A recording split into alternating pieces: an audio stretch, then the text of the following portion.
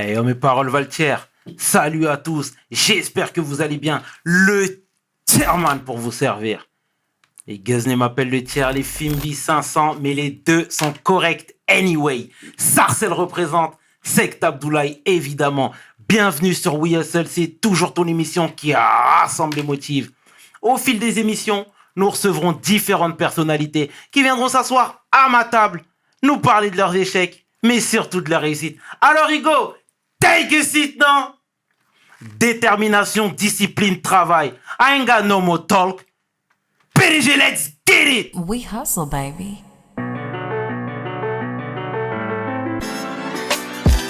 Le chairman. We hustle, baby. Le chairman. We hustle, baby.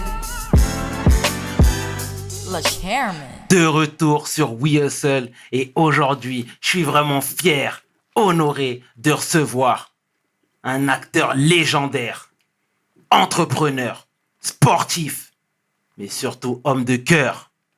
Mon homeboy, celui qu'on ne présente plus, mais je vais le faire quand même. Saïd Tagmaoui pour We Hustle. Take a seat. Salut Saïd. Et là, comment ça va? Ça va très bien mon bro. Et Tu toi? vas bien? Ça va? Ça fait plaisir. Heureux de te savoir parmi nous. Merci, merci. Ça fait Je suis plaisir. content d'être là. Et c'est vrai que, t'as vu, on n'est pas souvent en France. Et quand on peut, alors on essaye de partager un petit peu, d'échanger. Et c'est vrai qu'on est sollicité parfois dans les médias un peu, ce qu'on appelle mainstream, non? Les grands médias, les grandes chaînes de télévision, les grandes émissions. Et de là émergent des gens comme toi. Et sachant d'où on vient et qu'on n'oublie pas d'où on vient, surtout.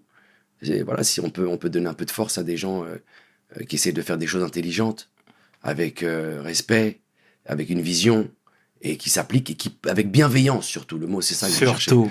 Avec bienveillance, alors ça fait du bien parce que les clichés et les stéréotypes, je crois qu'on en a assez mangé, quoi. Ça fait plaisir, Saïd. Ok. La tradition chez We Hustle veut que tu te présentes en quelques lignes. Que je me présente En quelques lignes. s'il te plaît. en quelques lignes. Alors écoute, c'est très simple. Je m'appelle Saïd Tagmaoui.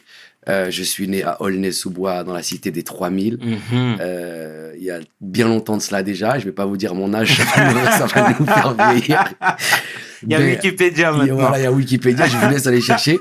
Et je suis devenu acteur avec le temps. Acteur d'abord national en France et puis avec le temps international. D'accord. Alors, à quoi ressemblait la jeunesse de Saïd? Aux trois queues, à Aulnay. Alors, tu sais, j'ai écrit un bouquin justement pour me rappeler de tout ça. Parce que tu sais, la mémoire, ça se perd avec le temps. Et donc, j'ai pris le temps d'écrire un livre pendant 4 ans là-dessus, sur d'où je venais, mes origines, etc. Et donc, j'ai fait tout ce travail de mémoire, non, de souvenirs, etc.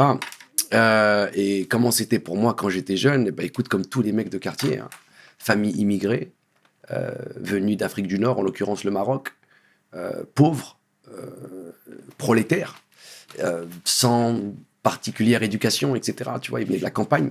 Parce que tu avais des immigrés qui venaient de la ville, non? Nous, c'était le Maroc, donc tu as des gens qui peuvent venir de Casablanca ou de Rabat, de grandes villes, pour immigrer en France. Non, mon père, moi, vient de la campagne, des campagnes berbères au fin fond du Maroc. Donc, on parle vraiment de gens tertiaires, primaires, et qui n'ont pas été eux-mêmes à l'école, etc., et qui ont débarqué pour offrir une vie meilleure à leurs enfants, à leurs familles, Bien sûr. et travailler, reconstruire la France pendant les 30 Glorieuses, etc. D'accord. Donc en fait, c'était comme tout le monde. HLM, ambiance quartier, ambiance famille. Un quartier qui est comme une espèce de famille étendue, où tu connais tout le monde, où tout le monde te connaît. Écoute, j'ai mis vraiment, et je me suis appliqué pour y mettre les mots les plus justes dans mon livre par rapport à ce que je ressentais quand j'étais petit et quand j'ai évolué dans mon quartier à la Cité. Et Saïd l'étudiant alors? Bah écoute, tu sais, malheureusement, je crois qu'il y avait beaucoup de non-communication, non? On va dire que le système scolaire, il n'était pas trop adapté aux jeunes qu'on était, tout simplement. Il n'y a pas eu un truc à l'école qui m'a donné envie d'aller gratter plus. Donc très vite, t'es un cancre. Un cancre, tu travailles pas, tu parles, tu fais du bruit, des bêtises... t'as qu'une seule envie, c'est pas aller à l'école, les devoirs, c'est l'horreur. Enfin, il y a aucune, tu t'arrives pas à te projeter dans ce truc d'école, quoi. Est-ce que c'est parce que évidemment, on n'était pas débiles. C'est juste qu'on s'intéressait pas à ça, quoi. C'est comme s'il n'y avait pas d'avenir là-dedans, ou c'était pas intéressant, ou on jouait des rôles de figurants, quoi. Je sais pas comment t'expliquer. Tu savais que quoi qu'il arrive, t'allais finir avec en conseillère d'orientation, dirigé vers un CAP ou un truc, un machin, etc. D'ailleurs, j'en parle aussi dans le livre. Mais je me suis pas vu, je me suis jamais projeté quand j'étais jeune en me disant je vais réussir à travers les études. Parce que je savais que quelque part un peu les dés étaient un peu bipés et qu'il y avait ce qu'on appelait le plafond de verre. Et que quoi qu'il arrive, il n'y avait pas des El Hadj ou des Saïd grands que je pouvais voir à la télé ou dans certains métiers qui auraient pu, auquel j'aurais pu m'identifier et me projeter en me disant je peux faire des études parce que je peux devenir ça. Il n'y avait pas de modèle. Il n'y avait pas de miroir, quoi, tu vois. Donc, à force de te répéter que t'es une merde, bah tu finis par croire que t'es une merde. C'est ça le drame, un des grands drames de la banlieue. Et ton hyperactivité ne t'a pas aidé non plus. Alors tu rajoutes aussi à ça l'hyperactivité, parce que moi j'étais complètement ouf. Et c'est un miracle en vérité. Quand je repense à tout ça, c'est un miracle parce que j'ai réussi, moi, en fait, à trouver un truc. Ce que l'école n'a pas pu faire pour moi, c'est-à-dire me trouver une vocation, ou alors un truc qui me dit, tiens, j'ai envie de finir ce livre, ou la prof m'intéresse, et ben je l'ai trouvé à travers moi, le cinéma, etc. Mais j'ai eu la chance de trouver un métier qui fasse que je puisse me décentrer complètement de ma vie et de me projeter dans un truc. Alors, pas le plus simple des métiers quand t'es jeune maghrébin issu de banlieue, mais quand on aime, on compte pas. Donc j'y suis allé vraiment, tu vois, j'y suis allé à fond, quoi. Mais je sais qu'il y en a plein qui n'ont pas eu la chance de trouver cette espèce de motivation alors il y en a qui le trouvent dans le sport, ou tu vois, mais je sais que c'est pas évident quand t'as pas fait d'études de pouvoir te reconvertir dans quelque chose de passionnant, et que tu sois passionné, dont tu sois passionné par, et que tu puisses construire une carrière et vivre de cela. Excellent. C'est pas évident, c'est pas simple. Parce que la façon dont on rêve quand on est petit, c'est pas la même chose, quand ça se transforme pas de la même façon quand on grandit, etc. Donc, moi, j'ai eu la chance de vivre mon truc, quoi, de me projeter dans un truc inaccessible qui était acteur, et de me mettre dans la position de pouvoir le pratiquer. Alors après, c'est pas une mince affaire, et c'est pas simple, hein, mais je me suis mis dans cette position de le faire. Mais en tout cas, j'avais trouvé quelque chose qui me donnait envie de me lever le matin. Bien. Qui me donnait... je regardais plus ma montre. Je m'en foutais de savoir quelle heure il était. Peu importe la somme de travail qu'il y avait à fournir, j'avais trouvé quelque chose qui me portait, quoi. Et ça, c'est, je crois, le truc le plus important dans ta vie. Donc, l'hyperactivité, ça m'a pas aidé, mais ça m'a aussi aidé parce qu'après, j'allais partir, moi, dans la rue, etc., et faire mes trucs. Et quand t'es hyperactif, et ben, tu réfléchis vite, tu vas vite, t'es un peu impulsif, etc. Donc, c'est des valeurs qui te servent dans la rue, quoi. Bien. C'est très deep tout ça, Saïd. Et cette force de caractère, tu l'as toujours eue? Parce qu'on t'a proposé un CAP chaudronnerie, mais tu savais directement ce que tu voulais pas faire. Et ça, c'est intéressant et c'est surtout important. Le pire, c'est que quand elle me propose le CAP chaudronnerie, à l'époque, il faut remettre toujours les choses dans leur contexte. Bien sûr. Il y avait les bandes dessinées d'Astérix et Obélix. Et il n'y avait pas les portables, tout ça, les télés, il y avait 3 chaînes. Donc les bandes dessinées, c'était... je me rappelle, on faisait la collection des Strange, des Titans, des 4 Fantastiques, enfin, Spider-Man, tout ça. Tu vois, on avait tous les bandes dessinées, quoi. Et donc, Astérix, Lucky Luke, enfin, tout ça, c'était des trésors, presque. Tu vois. Et pour moi, quand elle me parle de chaudronnerie, la conseillère d'orientation, la seule fois de ma vie que j'ai entendu parler d'un chaudron, c'est dans Astérix et Obélix, le chaudron magique. Et je lui dis, mais qu'est-ce que je vais faire avec un chaudron, madame? Je pensais qu'elle parlait d'Astérix et Obélix. Et elle me regarde comme ça, elle me dit, vous foutez de moi? Je lui dis, mais non. Et après, elle m'explique qu'en fait, la chaudronnerie, c'est un travail métallurgique. En fait, en gros, c'est travailler à l'usine, quoi. C'est ça. Tu vas travailler à l'usine avec le métal, tac, tac, un peu comme dans le film de Charlie Chaplin, non? La fin du monde ou la fin des temps. Et tac, tac, tac, tac. Bref, et quand moi, je comprends qu'en fait, elle veut m'envoyer dans une usine, je lui ai dit, mais madame, il y a combien de millionnaires en chaudronnerie? Je dis, madame, il y a combien de mecs qui sont devenus millionnaires en chaudronnerie? Elle m'a regardé, elle m'a dit, monsieur Tagmabou, vous vous levez, vous sortez d'ici. Je n'ai pas peur pour vous. Et voilà, c'est comme ça que j'ai jamais été ni en CAP, ni en quoi que ce soit, à à part en GAV. C'est une autre forme de CAP, putain. Je te jure, on avait le baccalauréat, mais de la street. De la street, d'accord. Mais donc voilà, comme tu l'as si bien dit, Saïd, famille très modeste. Vous partiez pas en vacances, vous étiez tout le temps à Aulnay aux Trois-Queues. On partait en vacances, mais c'était rarement, et c'était en famille nombreuse, dans une voiture chargée à bloc, avec tout l'appartement, toute la maison. C'est clair. Mais ça a aussi son charme. Et on a des souvenirs formidables. Mais quand t'es jeune, tu vois pas ça. Tu vois justement ça, tu le prends ce que t'es petit, voilà. Ça, tu le prends plus tard avec de la distance. Tu te dis, mais en fait, c'est le plus beau film que je pourrais faire. Et que c'est les plus beaux souvenirs que j'ai, en fait. Mais à l'époque, quand t'es un jeune et que tu vois à l'école l'autre machin ou à la télé, tu peux pas expliquer ça. L'enfant, il a pas les armes. Mais t'allais en Belgique aussi en famille d'accueil. Tu parlais tout à l'heure de hyperactivité. Oui. On peut pousser pour aller même plus vers la schizophrénie, mon ami. C'est-à-dire que moi, il y avait des pathologies graves, comme disait le docteur. C'est un cas à part. Donc oui, très très tôt, j'étais vraiment différent de mes frères et sœurs. Et j'en parle énormément dans le livre. Et ma mère, elle avait du mal à comprendre, tu vois. Et ma mère est très, très religieuse et mon père aussi. Donc, quand ils ont un enfant un peu différent, ils sont persuadés qu'il est habité par quelque chose, quoi. Par le démon. Ça devient très spirituel. Ça devient très spirituel et très religieux très vite. Ça prend des connotations comme ça. Et toi, t'es un môme, tu sais pas tout ça. Donc, ils essaient de faire ce qu'ils peuvent avec leurs connaissances. Et à l'école, ils remarquent que j'ai des problèmes, etc., que ça va pas. Et donc, de là, je sais plus comment ça s'est fait, mais je me retrouve chez une psychologue et elle voit que j'avais des grosses carences et des grosses capacités, enfin, que mon cas était compliqué.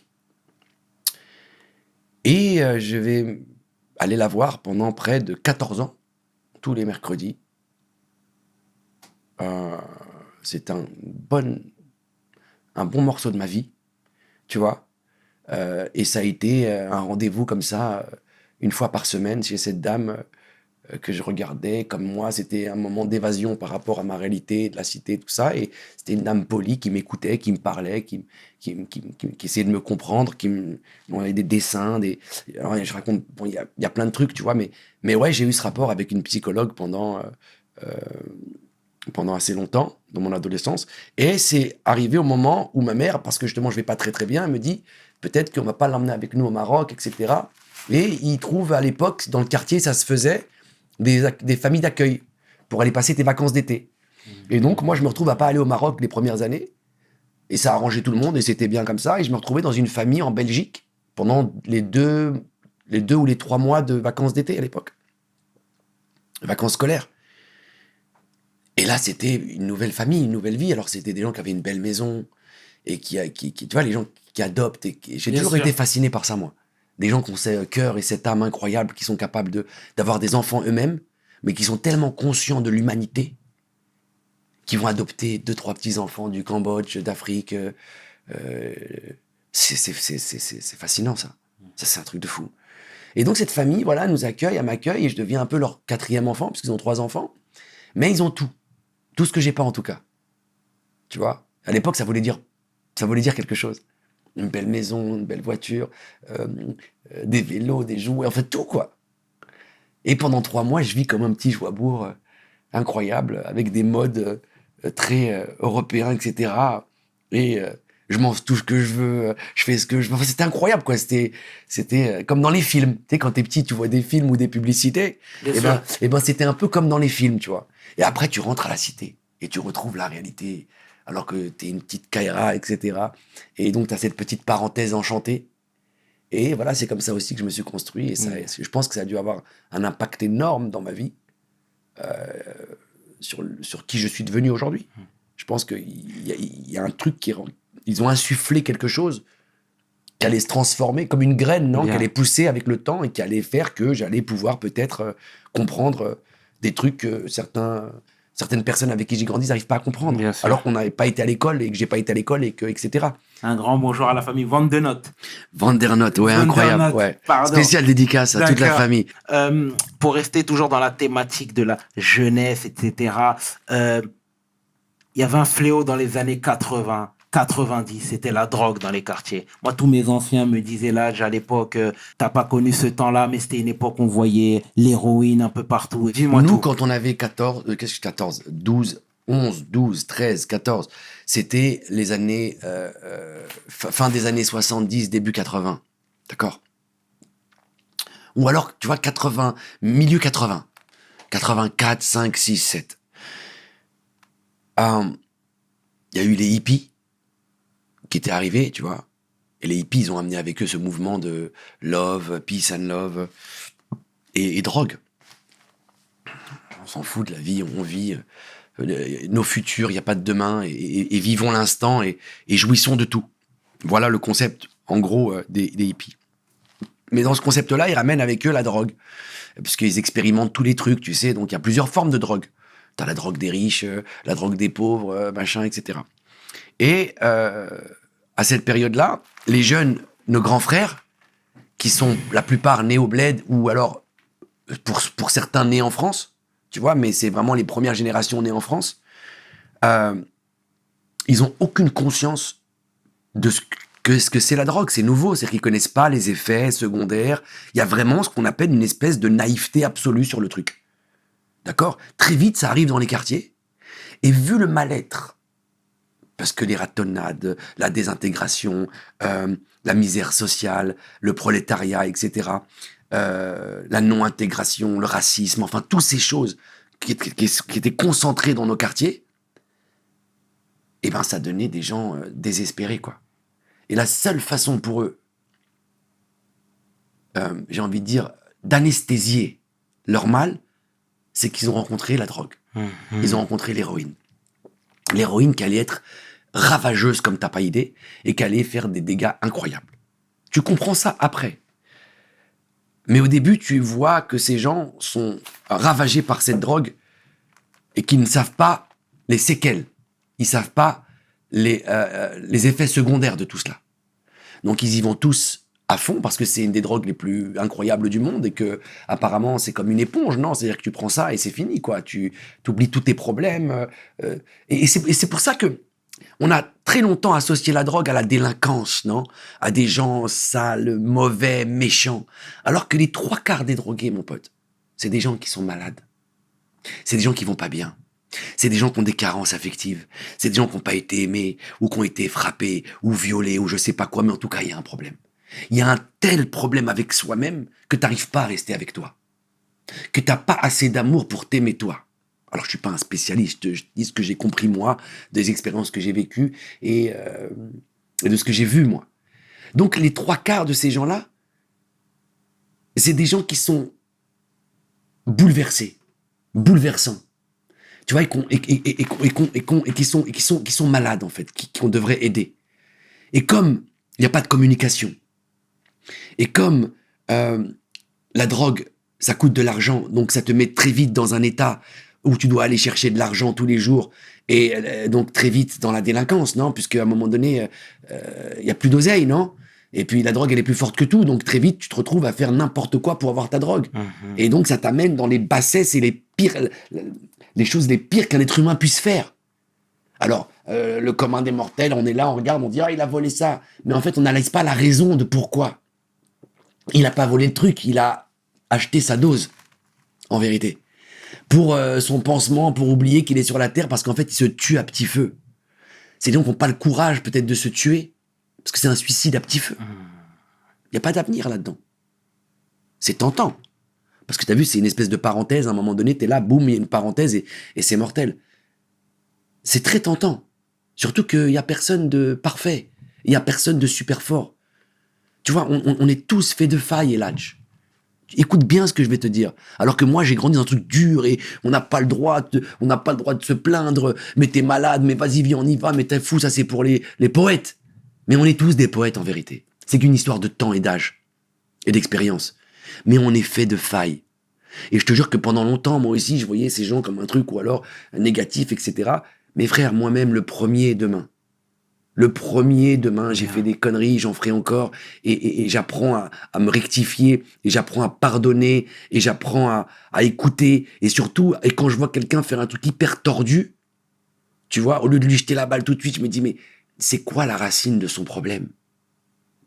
Qu'est-ce qu'il fait pour en arriver? Pourquoi il est aussi tordu? Qu'est-ce qui n'a pas été dans sa vie, putain? Où c'est que ça a dérapé? Dans son adolescence, dans son enfance, dans son truc, qu'est-ce qui s'est passé, frère? Donc j'ai appris avec le temps l'indulgence. Bien, bien. J'ai appris avec le temps l'humilité. Mais la vraie humilité. En demandant pardon aux gens quand tu t'es trompé, en reconnaissant tes torts. Moi-même, il n'y a pas très longtemps, j'étais pas très bien, Eladj. Et j'ai fini mon bouquin. Ça a été 4 ans et demi de travail. Mais c'est pas un livre sur les vacances touristiques ou sur la cuisine. C'est un livre sur ma vie. C'est un livre autobiographique. Et j'ai une vie compliquée. Le livre, je l'écris, on met 4 ans et demi, je donne le manuscrit à la maison d'édition. Ils lisent, on a quelques retouches, ils adorent. On prévoit une date d'imprimerie pour imprimer le livre, etc.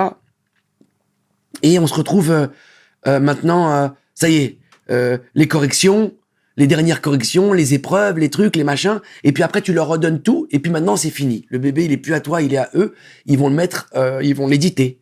C'est-à-dire qu'ils vont le mettre en livre, et puis dans les librairies, et dans les plateformes, et partout. Et donc, ça t'appartient plus. Au moment où j'ai livré le manuscrit de mon livre, et que je savais que les épreuves étaient terminées, qu'on avait tout corrigé, que j'arrivais plus, voilà, que le bébé était parti, j'ai entamé ma dépression, sans le savoir. Alors que, dans ma vie, tout va bien, Eladj. J'ai un travail que j'adore. Alhamdoulilah, je m'occupe de ma famille, des gens que j'aime. Il y a assez pour manger, pour partager, pour échanger. Je fais plein de trucs à côté, des trucs qui me touchent et qui sont importants pour moi. Et je commence à en avoir plus rien à foutre de tout. Et j'entame une dépression sans le savoir, parce que je sais pas, tu sais, il n'y a pas une date de départ. Tiens, aujourd'hui, c'est le premier jour de la dépression. Non. Ça s'immisce en toi comme un espèce de fumée, non, sinueuse et malsaine, jusqu'à un moment donné, tu te reconnais plus et tu commences à faire des conneries. Alors, heureusement que j'ai pas de mauvaises personnes autour de moi. Mais ça n'empêche que très vite, tu deviens très très sombre. Et tu t'enfonces. Et là, grâce à Dieu, on est venu me chercher, parce que je commençais vraiment à être très mal. C'est pour te dire qu'on est tous de faille, pour te revenir à ça, que même moi j'ai vécu ça et je me suis vu, et que ce qui se passe dans la tête, on a tendance à négliger, nous, dans nos communautés. C'est pas grave, allez, tiens, va là-bas, ou va parler un tel, ça va passer. On parle pas, on n'échange pas, on discute pas. Tu vois, il y a pas de dialogue véritable. Viens, mon fils, assieds-toi. Allez, qu'est-ce qui se passe? Parle-moi. Et tu sais, comme ton père te parlerait comme si c'était un grand frère. Non, c'est des espèces d'autorités suprêmes, très âgées, qui appartiennent à une autre époque, à un autre monde, presque à une autre culture, et toi, t'es là, t'es leurs enfants, mais voilà, il y a une espèce de truc, et t'as une admiration, presque une fascination pour eux, hein, et je te parle même pas de vénération, tout ça, quoi, c'est sacré, quoi. Il y a une dimension sacrée, et en même temps, il y a pas de dialogue, il y a pas d'échange. Crois-moi qu'à ces moments-là, tu peux être le plus discipliné, tu peux avoir ce que tu veux en matériel, ou tu peux avoir des gens qui t'aiment. Il n'y a plus rien qui compte. Il n'y a plus rien qui compte, Eladj. Au point où c'est là où tu comprends que c'est sérieux, que c'est grave, et que les personnes sont malades. On a tendance très vite.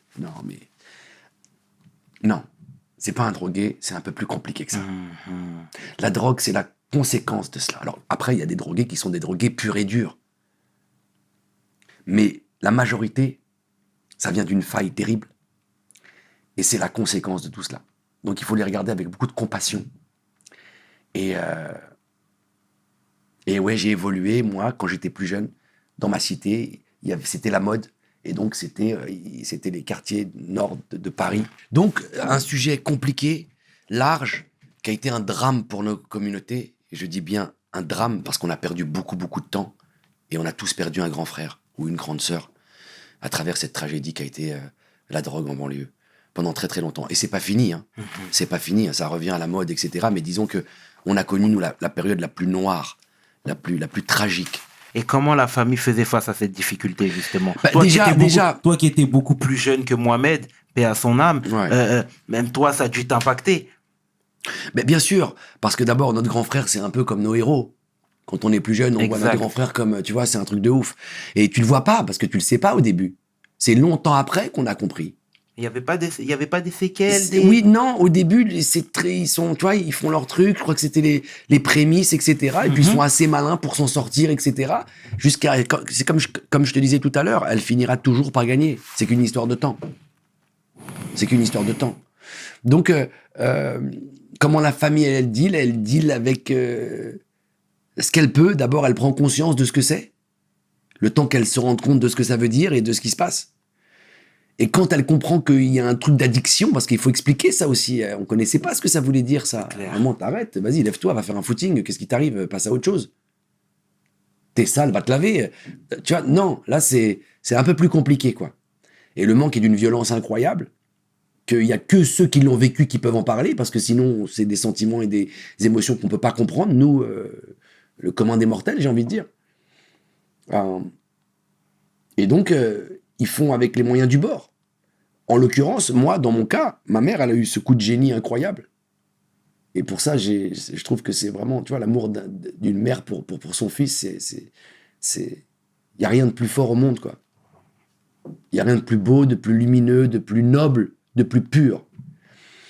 Elle dit à mon frère, à un moment, quand elle prend conscience, parce qu'il y a les vols, il y a la zone de prix, il y a tout ça qui va avec, donc c'est compliqué, tu vois.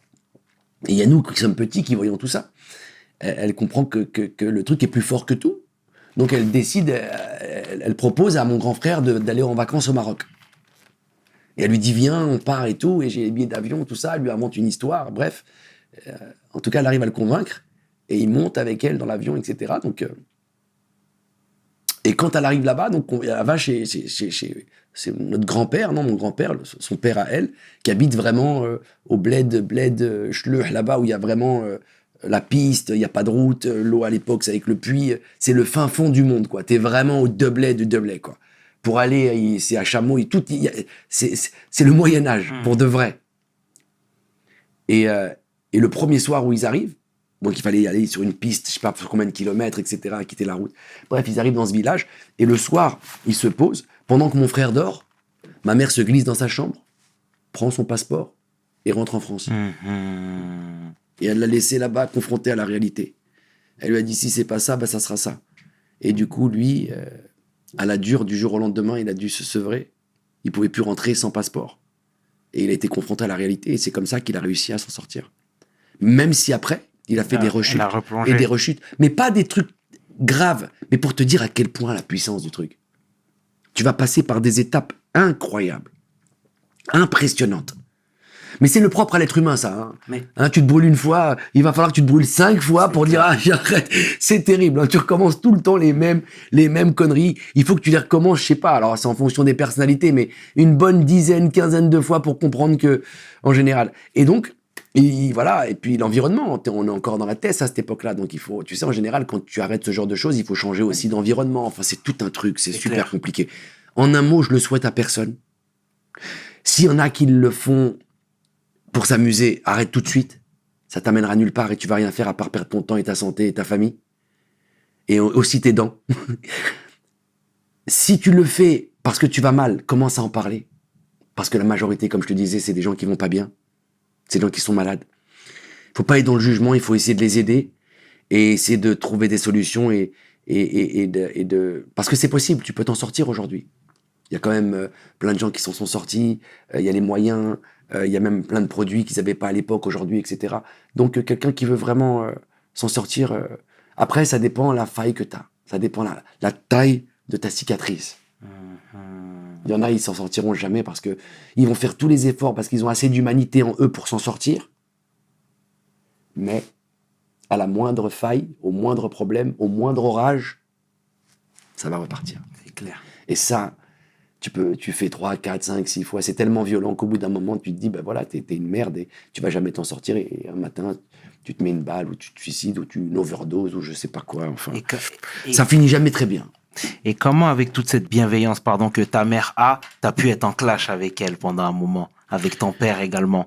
Parce que tu parles d'elle là comme étant une héroïne. Non, Tu ma mère, vois. c'est une héroïne, bien sûr. Après, parce que quand t'es jeune, comme je C'était te ta disais... faute. Non, c'est quand t'es jeune et que tu grandis à l'école, tu grandis en France, il y a une différence culturelle. C'est-à-dire que toi, t'es né en France, t'as grandi en France, tu vas à l'école, etc. Donc, tes réflexes sont français, ton accent est français, alors que eux, ils sont du bled.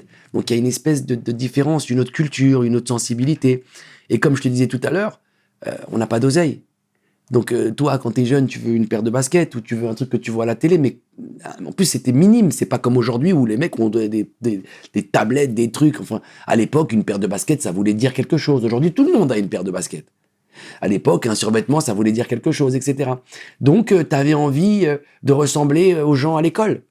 Donc, t'es en clash parce que t'es juvénile, parce que tu grandis, parce que tu fais des conneries. C'est après que tu t'aperçois que ta maman, c'était un ange. Tu vois? C'est comme quand on disait tout à l'heure, c'est plus tard que tu comprends tes erreurs et tu fais preuve de maturité, etc. Bien. Mais sur le moment, t'es un peu... mais regarde, il y a pas un jeune... Même toi, et là, sûrement, quand t'as grandi, on a évolué, on a tous eu un rapport avec la daronne et le daron, même si ils faisaient des choses pour nous, on peut pas les comprendre à ce moment-là, on est trop jeunes. C'est vrai. On peut pas les comprendre. Donc et puis en plus, toi, t'es en devenir, tu doutes, tu sais pas... t'es un rebelle, quoi. Même si t'es le plus gentil du monde, on a tous notre période un peu juvénile, pubérienne, la puberté, là où tu fais toutes les conneries du monde. Ne crois pas qu'un enfant va pas passer par des étapes. Ça fait partie de l'évolution d'un enfant, Ton cursus. d'un cursus d'un enfant. Alors il y en a qui le font avec moins de dégâts, etc. Mais je souhaite à ton fils de se battre à l'école. C'est ce qui va faire qu'il va devenir un enfant, un homme. Enfin, c'est toutes ces petites expériences, quoi, tu vois. Alors après, ça dépend, l'environnement, le degré, et en fonction de tout cela, ça te donne la taille de la bêtise, presque, tu vois ce que je veux te dire. Je comprends. Tu vois, tu évolues dans un petit écart un peu compliqué, bah, tu vas faire des bêtises un peu plus graves. Tu vois, ça dépend après l'environnement. Mais c'est parce qu'on était trop jeunes pour se rendre compte que nos parents étaient des héros, en vérité. Même si il n'y avait pas cette communication et que moi, j'ai toujours été en carence de ça. J'ai toujours eu envie, moi, je crois que j'étais un peu extra-sensible par rapport à cela. Et le fait d'aller en Belgique et tout ça, d'avoir cette sensibilité un peu différente, j'avais envie que ma mère soit comme une mère de ces francs que je voyais dans les séries télé, là, ou dans les films, en vérité. Mais c'était une autre réalité. Le temps que tu l'acceptes, etc. Mais toi, t'es jeune. T'es là, tu vas à l'école, ton meilleur pote de l'école, sa mère, elle vient te chercher. C'est une autre approche, quoi. C'était une différence culturelle énorme à cette époque-là. C'est pas simple de les concilier, tout ça, tu vois. Et tu regardes tout ça comme un truc où il te manque, ou alors t'as envie, tu vois. Tu te dis, mais ça, c'est la norme. Pourquoi? Et donc, de là, tu te construis une identité, et ça prend un peu de temps. Et après avoir vu Mohamed prendre de l'héroïne, etc., toi, j'ai vu dans ton bouquin que tu as essayé une fois. Tu as dit que ça t'avait détruit, Ouais. ça t'avait mis par terre, KO. J'ai essayé quasiment. Pourquoi? Moi, je crois que j'ai essayé toutes les drogues, à part les drogues, tu sais, ecstasy, tous ces trucs-là, en pilule, parce que je savais pas ce qu'il y avait dedans, donc ça fait peur. Mais j'ai essayé toutes les drogues à des niveaux petits. Pourquoi? Par curiosité, parce que d'abord j'étais un jeune, et que t'es un peu ouf, et que t'en as un peu rien à foutre, et qu'à 20 ans t'es très rock'n'roll, et que t'es curieux de la vie. Hein, pourquoi quelqu'un va rouler un ouinge et pourquoi tous les mecs fument? Parce qu'à un moment donné, t'es là et que ça va avec ton style de vie, etc. Et puis tu fais des rencontres, et puis c'est à l'âge de la découverte. Alors, entre essayer et en prendre, tu vois, et en devenir consommateur régulier, c'est vraiment... je crois qu'il y a une grande frontière qui sépare ces deux choses. Je t'ai dit, je pense pas que tu puisses être un drogué et puis être un citoyen, ou alors avoir une forme d'ambition dans C'est la vrai. vie, ou faire du sport, ou t'organiser, ou c'est pas possible. Ou alors il faut une telle organisation que tu ne fais plus que ça. T'organiser pour pas que... pour être normal, quoi. Mais c'est pas possible, frère. Ça devient très compliqué. Et puis moi, j'ai trouvé la meilleure drogue au monde, surtout. Le sport. Tu sais, quand tu montes sur un tapis où tu vas courir pendant plus d'une heure ou 45 minutes, la sensation que tu as après, quand tu as goûté à ça dans ta vie, mais moi j'ai goûté à toutes les drogues, mais il n'y a pas une drogue que j'ai goûtée qui m'a donné la même sensation que ce que le sport m'a apporté. Un exemple. Quand tu sais que ça existe, mais il faut savoir que ça existe. Quand tu sais que ça existe, même quand tu vas t'amuser à prendre une autre drogue pour t'amuser ou pour être curieux, pour essayer, tu sais que tu as un point de retour, tu sais que tu as une structure. t'as une base quand même qui dit, ok, attends, demain j'ai entraînement. Et tu connais tes capacités à l'entraînement. Donc tu sais que là t'es un peu moins bon à base parce que hier on était un peu à l'ouest. Tu vois, c'est comme un lendemain de cuite. T'es pas à l'entraînement, t'es pas très bien, t'as besoin d'un gros décrassage. Et ben c'est pareil. Mais on va dire que la drogue ultime pour moi, ça a été la boxe. C'était ma rencontre avec recevoir des droites et en donner. Et en esquiver, et puis la discipline de l'entraînement qui va avec. Bien. Et en plus, je vais te dire, pour être encore plus honnête, les drogues que j'ai pris quand j'ai essayé, moi, c'était pas avec des mecs de quartier. C'était avec des mecs de cinéma, à Paris. Tu vois, des petits bourgeois parisiens qui étaient curieux, qui voulaient s'encanailler, ou alors qui étaient aussi pas bien, qui avaient des carences aussi, parce qu'ils ont aussi des problèmes. Des grands problèmes. C'est pas parce que t'es un bourgeois que t'as pas de drame incroyable dans ta vie, etc. Il y en a qui avaient des vraies carences aussi, qui avaient des vrais problèmes. Et tu serais surpris de voir d'ailleurs combien de bourgeois sont des drogués. Des vrais toxicomanes. Tu vois, pour des raisons différentes que ces mecs du quartier, mais en finalité, ils se droguent. Donc ils se retrouvent. Tu vois. C'est avec ces gens-là, c'est pas avec des mecs de quartier. Avec les mecs de quartier, moi, c'était plus à l'époque, on est là pour s'en sortir. Donc on n'a pas de temps à perdre, donc il n'y a pas de drogue. On a vu en plus la première génération. Et on est là, on fait de l'argent. Le but, on est venu pour s'élever, quoi. Pour tirer le truc vers le haut et changer de conditions sociales. C'était ça le vrai truc. D'accord, bon, en tout cas, le message est passé. Et dans toutes ces jeunes années-là de vagabondage, t'étais à Roissy en train de faire ton hustle, un petit peu te bagarrer, d'essayer de manger un petit peu, tu vois. Dans toutes ces années de galère-là, t'as fait la rencontre de Rude Lion. Marc Gilas. Alors là, mon pote, t'appuies sur un bouton là. Ouais, j'avais une affinité particulière avec Marc Gilas. Dis-moi tout. Et j'ai rencontré beaucoup de gens, puisque moi j'ai vécu dehors. Donc, et en plus des gens diamétralement différents et de quartiers vraiment aussi différents. Marc, c'est une rencontre, oh là là, c'était incroyable. C'était une époque où on vivait dehors, dans la rue. Et Marc, c'était comme un grand frère. Moi, on avait une affinité particulière. Il m'avait pris un peu sous son aile. Et il était un petit peu plus grand que moi. Mais alors, je t'explique en fait. Moi, quand j'allais en vacances au Maroc, on habitait dans un quartier pauvre, très pauvre, qui s'appelait Ain Chouk, du côté de Casablanca. Ok ? Et dans ma rue, habitait une famille qui était des mecs du 94. La cité à Marc, Choisy-le-Roi, Vitry-sur-Seine, etc. Et en l'occurrence, la cité Jacques Cartier. Avec Youssef et Gros Yeux et tout ça, je suis sûr qu'il y a plein de gens qui vont savoir de qui je parle. Et Marc, il était ami avec eux. Donc moi, quand je rencontre Marc, c'est quand je commence à traîner un peu à Paris, à faire les 400 coups, à essayer de survivre de toutes les manières possibles. Et on se rend compte, quoi. Et il voit en moi un petit jeune réveillé, parce qu'il y avait les mecs de Paris, les mecs autour de Paris, puis les mecs de banlieue. C'était pas pareil. Et donc, il voit que je viens de mon quartier, il connaît 2-3 personnes là-bas. Et lui, à cette époque-là, c'est un mec, bon, il est même pas encore dans la musique vraiment, quoi. Il est plus encore en train de se chercher, il vient juste de sortir du Carpla, etc. Enfin, c'était compliqué, quoi. Et on accroche vraiment, quoi. Et tu sais, Marc, c'était un mec où il t'aime, où il t'aimait pas. Un grand écorché vif. Mais avec 4 cœurs, 4 poumons. Vraiment un mec inspirant, un mec, tu sais, avec une aura, un charisme, et puis avec un truc spécial, quoi. J'ai pas les mots. Quand t'es jeune, tu ressens, tu dis, ok, c'est un feuchet. Mais c'est un feuchet. Et il t'aime, c'est-à-dire qu'il te prend sous son aile, c'est-à-dire que t'as une super connexion avec lui, super forte. Et en plus, toi, tu portes tes couilles, t'es jeune, voilà. Et donc, tu fais tes trucs. Donc, ce qu'il fait, lui, voilà, on faisait des trucs ensemble, etc. Moi, j'avais ce qu'il avait besoin, lui, etc., vice-versa. Même si on se voyait pas souvent, tu vois. Et après, on a commencé à vraiment traîner ensemble. À l'époque de la musique, etc. Moi, je commençais à faire mes premiers pas un peu dans le cinéma, la musique, surtout la musique d'abord, à travers Assassin et tous ces groupes et tout ça, là. Et j'avais rencontré les jeunes d'Expression Directe. Et si ma mémoire est bonne, c'est même moi qui a fait la connexion entre Expression Directe et Marc. Ok. C'est même moi qui a fait qu'ils se sont rencontrés et qu'après, Marc les a pris et puis a développé Ghetto Youth, Progress et tout. Parce que moi, je traînais avec Marc bien avant tout cela. Et on avait même ouvert à l'époque un espèce de squat incroyable, c'était à Austerlitz. Au 54 ou je sais plus quoi d'Austerlitz, et c'était chez nous. C'est-à-dire que c'était à moi, Marc et 2 autres personnes. Et puis il y avait aussi les mecs de son quartier, les KGB, tout ça, là, Il y avait plein des ragamuffins, parce qu'il vient d'un aussi de ragamuffin un peu, tu vois. Il y avait ces mecs-là et des rastas, tout ça. Et donc, voilà, on s'était installés là-bas et on vivait tous là-bas et on cuisinait, on mangeait, on dormait, on faisait des sound systems là-bas, on faisait l'argent là-bas. C'était incroyable. C'était une période incroyable, folle, où Paris était à nous, quoi. Paris était à nous, gros. Tu peux pas savoir, c'était autre chose. Et Marc, c'était un de ces... Il y en avait plein d'autres, hein.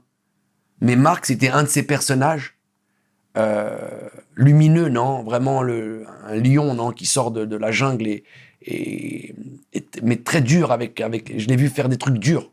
Et c'est moi, des fois, je le calmais tout parce qu'il avait une compassion, j'avais une vraie compassion avec lui. C'était comme un vrai grand ref. D'ailleurs, on a fait un film, mon premier film, première fois que je vais jouer dans un film, c'est un film d'Olivier Dahan, on en reparlera, et qui s'appelle Frère. Et j'ai demandé à Marc, parce qu'en fait, dans le film, on avait besoin de certaines personnalités de la rue, véritables, pour venir faire des petites interviews pour le film. Et le film était monté comme des séquences, et puis ça s'arrêtait, puis tu avais une interview d'un mec. Et puis le film reprenait. Et c'était construit comme ça. Et moi, je suis hyper intime avec Marc, avec 2-3 personnes, il y avait Koujo à l'époque, etc. Bref. Et je leur demande, je dis, les gars, putain, Marc, j'ai besoin de toi, viens, ils veulent un camion, machin. Tu peux... Il me dit, Saïd, pour toi. Normalement, je fais pas ce genre de conneries, mais je le fais. Donc, en fait, j'ai une interview de Marc, très, très rare, que je te balancerai un jour, qui est vraiment unique et que je crois être le seul à avoir, où il est assis et c'est sa période phare, quoi. C'est avant Ghetto Youth, c'est avant tout ça, mais c'est la période où... Et il te raconte, lui, parce que le film, c'est sur les quartiers, la violence, etc., de comment ça se passe, et il te raconte des trucs de fou. Et l'interview, elle est magnifique, et je ne l'ai jamais vraiment donnée. Il faut absolument que je l'exporte, et que je crois que c'est un des seuls vrais témoignages où Marc, il est assis, et on l'a filmé avec une bonne caméra, où il raconte sa vie, et ce qu'il fait à Nanterre. À l'époque, il vendait à Nanterre, il cagoulait, calage. Bref, des trucs de ouf. Et c'était une époque... et il l'a fait pour moi, tu vois. Et ça c'est un truc que j'oublierai jamais, tu vois. Il l'aurait fait pour personne. Et après, j'ai connu Marc dans toute son évolution, dans ses galères, dans ses petits appartements, ses squats, ses différentes meufs. Voilà, c'était quelqu'un qui jalonnait ma vie comme ça et que je gardais en tutelle, non? Comme ça, on se gardait. Et il était très fier de ce que je faisais, de comment je passais de la street à acteur. Mais très, très fier parce que Marc, il avait une grande dimension artistique. C'était un être humain avec une grande sensibilité, un artiste. Et encore une fois, c'est marrant parce que je sais qu'il a fait des choses dures et qu'il y a plein de gens qui ont eu des confrontations violentes avec lui, etc. Et moi, je le vois comme un ange. Un ange qui est là, qui nous protège et qui est comme un grand frère et qui me dit, tu vois, genre trop, quoi. C'était trop, quoi. C'était genre, c'est comme si j'avais gagné au loto, quoi. Tellement il m'aimait bien et tout ça. Et j'ai connu son frère aussi, qui venait à l'époque. Je crois que j'ai connu son frère à un sound system à l'époque, à Austerlitz. Il était très, très, très, très, très jeune. Et il faisait pas encore des bêtises, je crois, à cette époque-là. Ouais. Mais je me rappelle l'avoir vu et il avait un manteau et c'était le frère de Marc. Hey, tu vas bien, tac, on avait passé la soirée ensemble et je suis sûr qu'il doit s'en rappeler aussi. On l'a reçu, Yanis. Ah ouais? Yanis Gauthier, qui est désormais pasteur et qu'on salue au passage. Il est pasteur? C'est ça. T'es sérieux? C'est ça. Il est pasteur. C'est extraordinaire. Hey, qu'est-ce que je te disais? Parce que lui, à la base, il est pas pasteur, frère. Crois-moi. Je sais très bien qui il est ou qui il a été. Mais tu vois, l'évolution, c'est encore une fois une des meilleures preuves d'évolution. C'est clair. Tu vois? C'est clair. Mais voilà, spéciale dédicace à toute la famille Gilas parce que ça n'a pas été simple. Dédicace et à tous les gens qui étaient avec nous à l'époque parce qu'il n'y avait pas que Marc, hein, il y avait toute une équipe. Hein. Moi, je l'ai connu à l'époque de Tonton David, parce qu'après, il a traîné beaucoup avec Tonton David, je me rappelle. Et je lui disais, d'ailleurs, c'était... Parce que moi, j'ai connu David aux Courtilières, parce que David, il venait de la cité des Courtilières. Et comme moi, j'étais à Aulnay et Aubervilliers, c'était la continuité directe, non? Blanc-Ménil, Drancy, Aubert, La Courneuve, etc. Donc, les Courtilières, c'est un endroit qu'on connaissait, où j'ai habité un petit peu, où j'ai squatté un petit peu, et il y avait David qui était jeune. Et d'abord, il y a une chanson de David qui exprime bien cette époque, qui est peut-être une des meilleures chansons sur l'époque dont je te parle. Et c'est dans l'album Le Blues des Racailles, où il te raconte toute son adolescence, les années 80, l'époque de la Peta, la Pince Monseigneur, les premiers Tarpé, les premiers ceci, etc. Et il te raconte toute l'évolution d'un jeune de quartier populaire français qui vit en parallèle de la société. Et tu retrouves tous les codes. Et c'était une des chansons qui me parlait, qui était le plus juste dans ce qu'on avait vécu, nous. Donc David, tu le vois comme ça, là, un Indien dans la ville, mais David, c'était un vrai petit bonhomme aussi. Qui repose en paix. Qui également. repose en paix, ouais. Paix à son âme. C'est vrai que j'ai appris récemment, Ouais. et je l'ai bien connu, j'ai même fait un court-métrage avec lui, qui s'appelle Le Blues des Racailles, qu'il faut absolument que je t'envoie. Bah, avec plaisir. Où j'ai 17 ans ou 18 ans, c'est mon premier court-métrage avec tonton David, qui était déjà qui venait de faire la première chanson, là. Et on joue tous les deux et tout, et je crois qu'il y avait Marc qui les attendait dehors, ou je sais pas quoi. Bref, c'était une sacrée époque. Spéciale dédicace à Marc Gilas, aussi connu sous le nom de Rue de Lyon. Que ton âme repose en paix, frérot. Et une spéciale dédicace aussi à tonton David,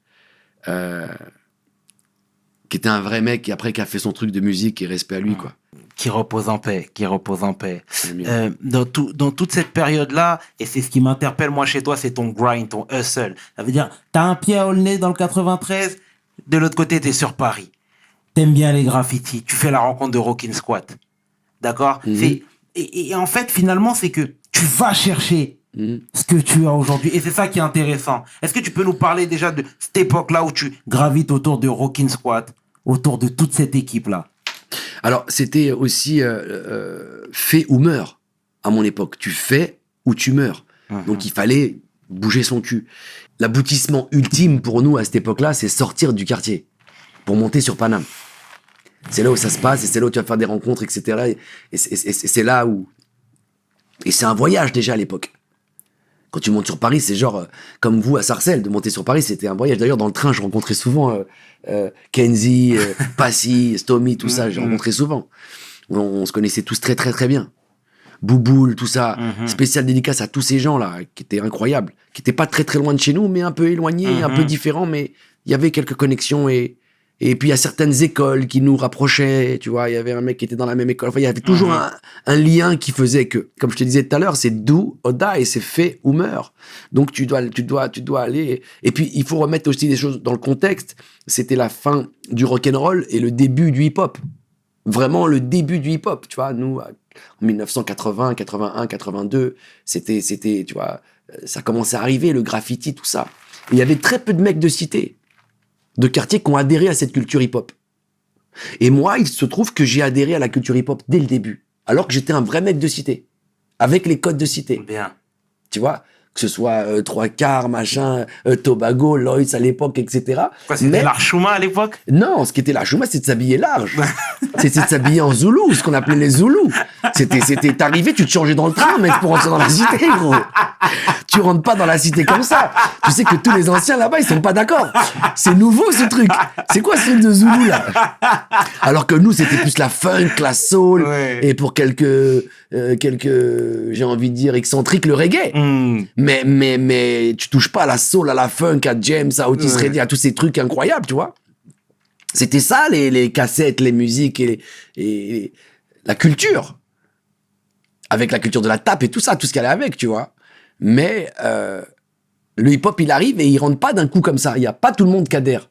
Moi, ça me tape, mais à la tête direct. Je comprends le truc, ça, même les graffitis tout de suite. Je crois que les premières fois où je vais en garde à vue dans ma vie, c'est pour graffiti, pas pour vol. Pour graffiti, alors que on est au début des années, tu vois.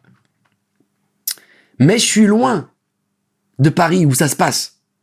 Donc, il va falloir que je monte à Paris pour commencer à hustle et à commencer à rencontrer des gens et à voir qui est qui fait quoi. Donc, très vite, je me retrouve à Stalingrad, alors que je viens d'Aulnay-sous-Bois. Et on y va à 2-3, quoi, à 2 maximum. Donc, on n'est pas à tout un, tu vois. On avait vraiment des précurseurs pour nos quartiers à cette époque-là. Alors qu'à Paris, il y avait déjà une culture qui émergeait et il y avait déjà une faune, non? Il y avait déjà... et elle était un peu bourgeoise, effectivement. C'était un peu des enfants de bourgeois qui avaient ramené ça de New York. Parce que déjà, il fallait pouvoir aller à New York, déjà, à cette époque-là. Donc, ils avaient ramené ça avec eux. Et donc, du coup, nous, on a surfé là-dedans. Et il y a eu, voilà... et eux, c'était un peu l'élite, puisque c'était le summum, ils avaient les connaissances, ils savaient. Et nous, on était juste attirés par le truc au début. Après, le temps que tu fasses ton éducation et que tu évolues, et donc tu rencontres dans les endroits, les terrains vagues où on faisait les graffitis ou les soirées, puisqu'il y avait quelques soirées. Et très vite, tu vois qui est qui fait quoi. Et Rockin' Squat, Mathias, c'était une des stars. Pour moi, c'était une star, genre waouh. Tu vois comment il dansait, comment il taguait, comment il s'habillait, tout à cette époque-là, ça voulait dire. Et en plus, c'était des précurseurs. Donc, c'est devenu des légendes, ces gens-là, des légendes de l'histoire de du graffiti. Et avec lui, il m'a pris aussi un peu sous son aile, et à travers lui, j'ai rentré dans ce qu'on appelle un peu l'élite du hip-hop, et j'ai rencontré tout le monde, et j'ai connu les Teukol, les Mods, toutes les vraies légendes, quoi, les bandos, enfin tous ceux qui ont vraiment fait l'histoire du hip-hop. J'étais là sans être là, j'étais avec eux, je les voyais, ou je traînais un peu de temps en temps, parce que j'étais à Aulnay, et j'avais un pied dedans, mais j'étais pas non plus tout le temps avec eux. Mais je taguais ou je faisais, enfin tout ça, j'étais à fond dedans.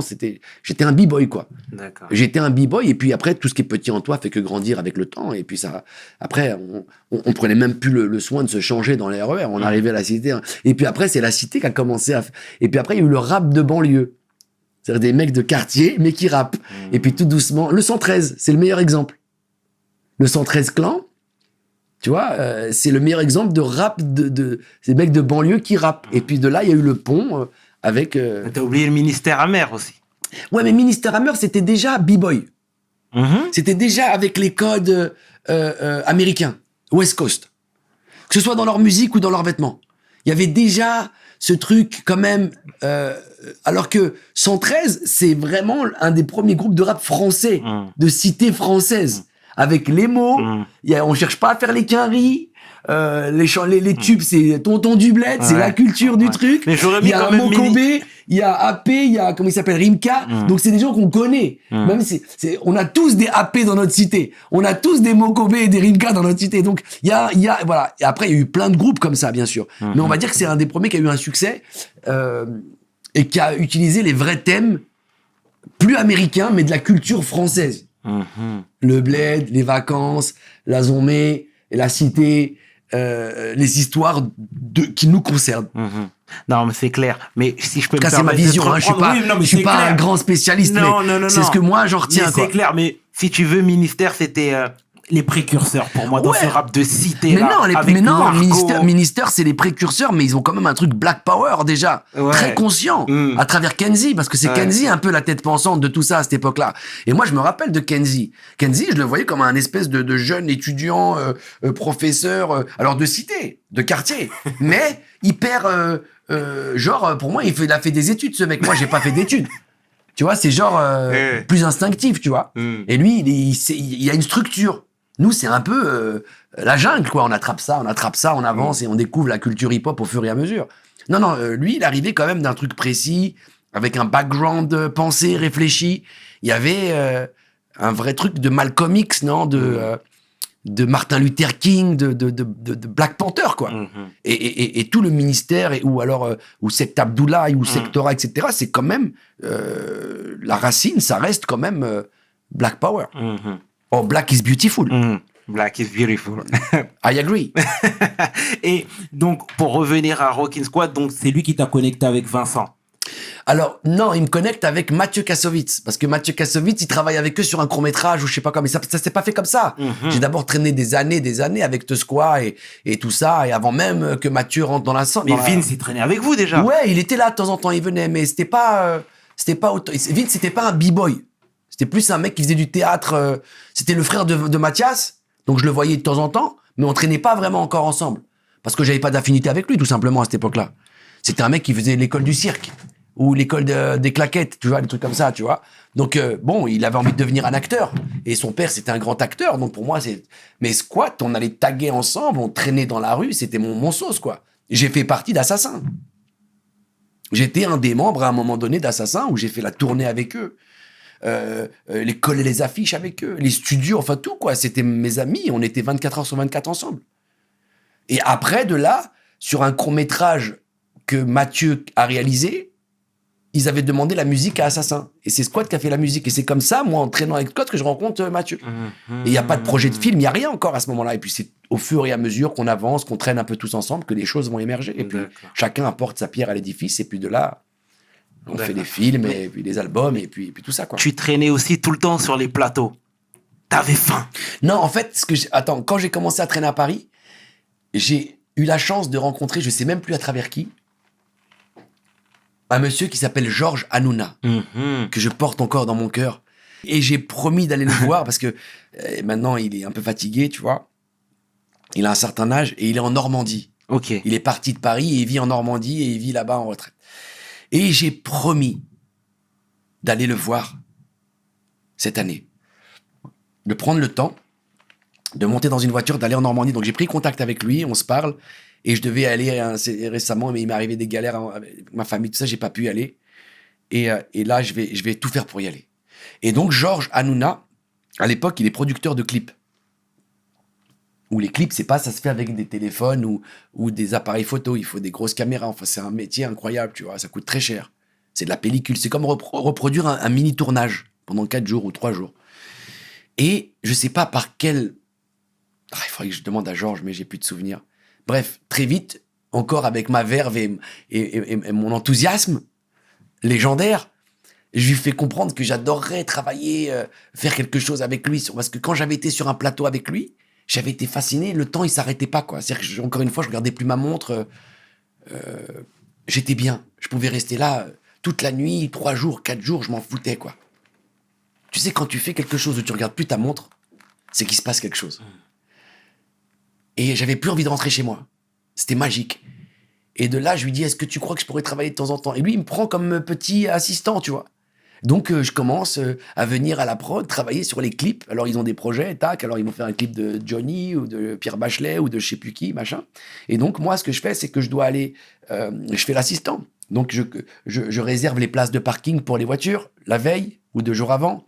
Ensuite, je prépare la table régie, ce qu'on appelle la table régie avec les sandwichs, le café, le sucre, etc. Je prépare les sandwichs pour les gens. Je porte les peignoirs. J'ai même fait un clip avec Ophélie Winter, son premier clip, je crois. Son premier clip, et j'en ai fait une quinzaine, où j'ai travaillé, et puis il y en a là dans lesquels j'ai joué. J'ai joué dans des clips de Poho, par exemple.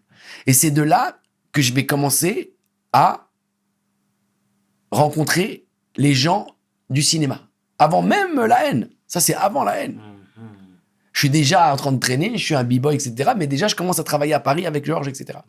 Et Georges, il me fait confiance et il a une petite boîte à Paris, tout ça, donc ça m'aide. Et du coup, ça me permet de rester à côté d'un milieu que je kiffe, mais j'ai pas encore de projet de devenir acteur ni quoi que ce soit. Je suis juste content de faire quelque chose qui fait que je regarde pas ma montre et que je gagne un petit peu d'oseille et que je suis à côté de vedettes que je voyais à la télé.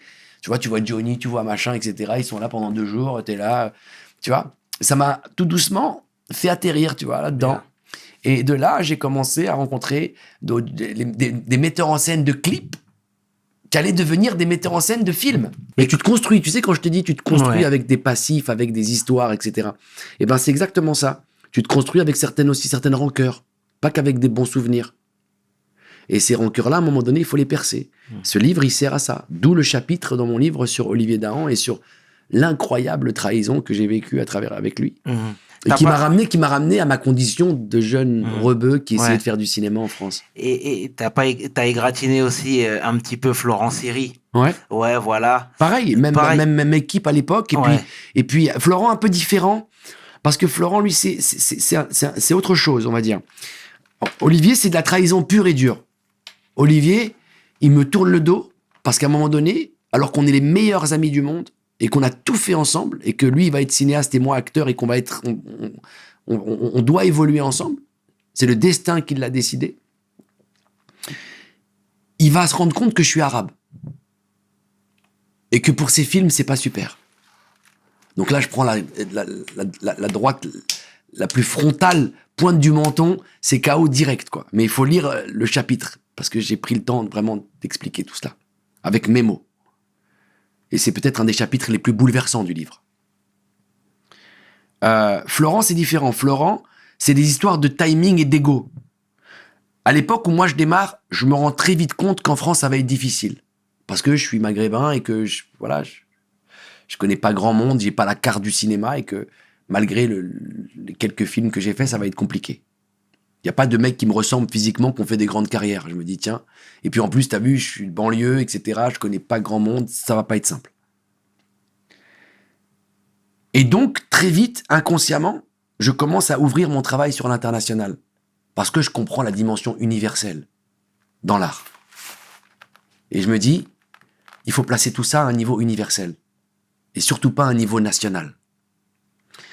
Et je commence à être sollicité par des grands metteurs en scène américains. En l'occurrence, un metteur en scène qui avait fait un film incroyable qui s'appelle The Crime Gang et qui est un des plus grands metteurs en scène de sa génération. Mon Dieu, j'ai un trou. et qui s'appelle, oh my God, j'ai oublié son nom, que Dieu me pardonne. Ça va me revenir. C'est un grand cinéaste. Et il a fait ce film de Crime Game, et nous on fait le remake de Bob le Flambeur. Et donc je me retrouve à faire un film avec Nick Nolte, Ralph Fiennes, une ribambelle d'acteurs, bref, dans le sud de la France. Un film, un remake de Bob le Flambeur de Melville. Ah, ça m'énerve de pas me rappeler du nom du metteur en scène. Tu sais, quand t'as un truc dans la tête et que tu vas pas sortir. Bref, et je me retrouve à faire ce film. Et les dates débordent sur le film que je dois faire avec Florent, parce que je dois faire un film avec Florent. Et donc, je dis à Florent, Florent, attends, il y a une semaine de décalage. Tu m'attends une semaine, ça me permet de faire ce grand film américain et de lancer ma carrière là-bas. Et Florent, et à ce moment-là, il était un peu. En même temps, on était très intimes, je peux comprendre, on était proches. Il a peut-être vécu ça comme une petite trahison, que je suis parti faire un film avec les Américains, et que quand c'était son tour à lui, il y avait cette semaine de décalage. Et donc, il m'a remplacé par quelqu'un d'autre. Alors que c'était mon ami intime et qu'on attendait de faire ce film ensemble depuis très longtemps. C'est comme si on avait été tous les deux dans l'école, la même école, et qu'on allait pondre notre premier truc ensemble, quoi. Donc, grosse déception aussi, parce qu'il n'a pas pu attendre cette semaine, alors que je me rappelle avoir été le voir, avoir pris le temps de frapper, aller chez lui et lui dire, écoute, ma réalité, elle est différente, j'ai eu la chance qu'on m'ait choisi sur ce film américain. Il faut absolument que j'ouvre le champ. Parce que j'ai envie de travailler avec mon talent et pas qu'avec mes connaissances. Tu vois, j'aimerais mettre mon talent en avant. Et toi, j'ai la chance de te connaître, Florent. Mais si je te connaissais pas autant, j'aurais jamais travaillé avec toi. T'aurais jamais pensé à moi. T'entends? Alors que lui m'a pris pour mes compétences, le metteur en scène américain. Tu vois? Donc je me dis, Neil Jordan, je te dis que ça allait revenir. Réalisé par Neil Jordan, qui est un des meilleurs metteurs en scène de sa génération, qui avait fait Entretien avec un vampire, avec Tom Cruise et Brad Pitt. Et donc, moi je suis là, et j'explique à Florent, qui est supposé être mon ami, ma problématique. Donc je lui dis, il y a une petite semaine, ça serait dommage de faire le deuil du film américain qui peut m'ouvrir des portes pour une semaine. Alors décale un petit peu, et puis après je suis tout à toi. Si t'es vraiment mon pote, ça devrait pas vraiment te poser de problème, parce que t'as envie que ton pote y réussisse, tu vois. Et moi j'étais prêt à faire le sacrifice pour Florent. Bref, il a pas accepté qu'il y ait cette petite semaine. Il s'est peut-être, je sais pas ce qui s'est passé. Peut-être que j'échappais, peut-être que je commençais à avoir un peu trop d'ambition pour certaines personnes, et que je commençais à voler de mes propres ailes, et que j'allais saisir mes opportunités, quoi, tout simplement. Mais encore une fois, c'est beaucoup mieux écrit dans le livre que je le raconte. Donc, lisez le livre. D'accord. En tout cas, c'est bien que t'aies enterré ce clash-là et que tu l'aies laissé derrière toi. Ça, c'est une excellente chose. Ça fait partie de mon passé, mais Ouais. c'était des choses que j'avais besoin de sortir avec le bouquin, à travers, je te dis, cette psychanalyse, pardon. Et ouais, quand ça sort, c'est toujours mieux, quoi. C'est toujours mieux. Donc c'est sorti, je suis passé à autre chose, et je vais bien, quoi. D'accord. Grâce à Dieu, tu vois. D'accord. Tu sais, la vie, c'est un long chemin initiatique, frérot. Le Eladj, quand il avait 19 ans, c'est pas le même qu'aujourd'hui. C'est vrai. Et ça sera pas le même dans 10 ans. Et Dieu seul sait que quand il avait 14 ans, ses jouets, on pouvait pas lui enlever. Donc, il faut accepter que... Il faut pas être trop dans le jugement, et puis essayer de comprendre. Mais c'est bien. Mais il y a quelque chose aussi, pardon, qui t'a toujours habité, c'est cette générosité. Tu vois, t'as toujours été considéré comme quelqu'un de généreux. On a des gens en commun qui peuvent confirmer mes dires. Samina Seri, c'est toi qui l'as lancé dans le grand bain. Tu vois ce que je veux Ça, dire? c'est aussi une anecdote de fou, ça. Dis-moi tout. C'est une anecdote de fou. Bah, tu vois, le fameux film avec Marc, avec Rue de Lyon, Oui. où il est venu me donner un petit coup de main, où il a joué le jeu de l'interview, etc. Et ben, c'est le film, en fait, où j'étais en charge. C'était un des premiers films avec Olivier qu'on faisait. Et Olivier m'avait confié le casting du film. Alors, j'étais très, très jeune. Mais comme je travaillais sur les clips, et que j'avais déjà fait ça, et que j'étais capable de faire la régie, etc., et que j'étais un peu multitask, non? Multifonction. Il m'avait dit, bah, tiens, c'est un film sur la banlieue, tout ça. Toi, tu connais bien la banlieue. Fais le casting de cette partie-là. Alors, je me retrouve, moi, à prendre le scénario, à analyser les personnages, et voilà, et je me dis, il faut trouver cette personne. Donc, je commence à proposer des gens. Et à l'époque, Samy, il faisait de la sécurité.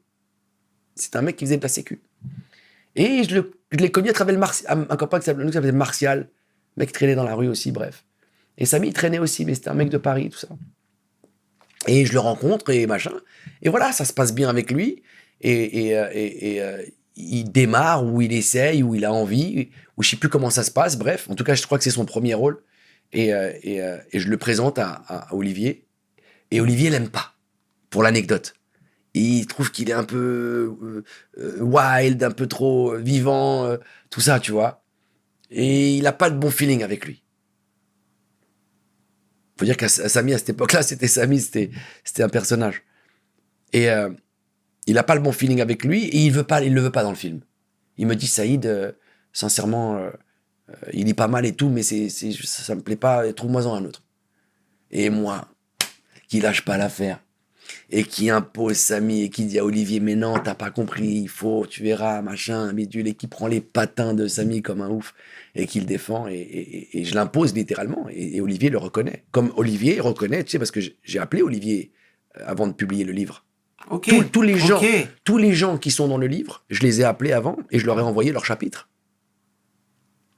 Et Olivier a lu mon chapitre et m'a corrigé. Il a corrigé 2-3 trucs. Le chapitre dans le livre final, c'est le chapitre validé par Olivier Dahan, malgré que ça va complètement à son encontre. Donc il a une forme d'honnêteté là-dedans, tu vois. En tout cas, il assume. Et ça, c'est plutôt respectable, tu vois. Et on en reparlait, quand on s'est reparlé il n'y a pas très très longtemps par rapport aux corrections sur le livre, on ne s'était pas parlé depuis des années, on est revenu sur cette histoire de Samy. Et il m'a dit, oui, c'est vrai que c'est toi qui l'as trouvé, et c'est toi qui me l'as imposé parce que je ne le voulais pas. Donc, le destin. Mais effectivement, j'ai toujours été très généreux. Quand je peux partager, je partage. Quand je peux aider, j'aide. Ça vient de ma religion, de ma culture, de l'éducation de mes parents, en fait. Quand je peux faire le bien, je le fais.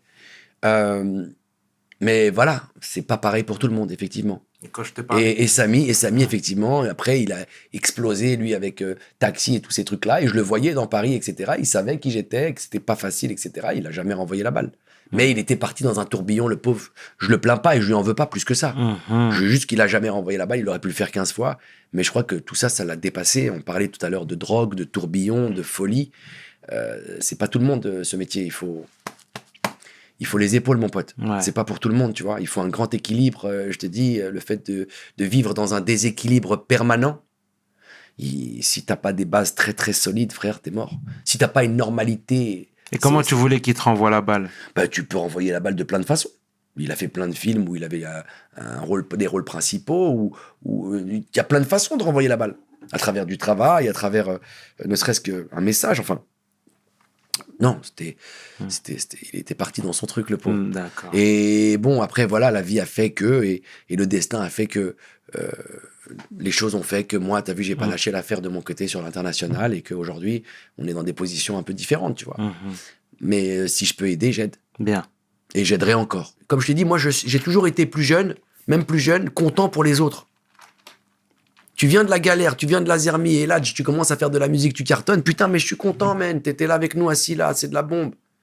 Exact. Mais c'est mortel. Tu vois, j'ai jamais eu ce truc de... mais non, c'est pas toi qui décide, c'est Dieu déjà. C'est Dieu qui donne, c'est Dieu qui reprend. Mais t'es qui, toi, pour décider à la place de l'autre? Ouais, il mérite pas, ou alors je peux mieux faire que lui.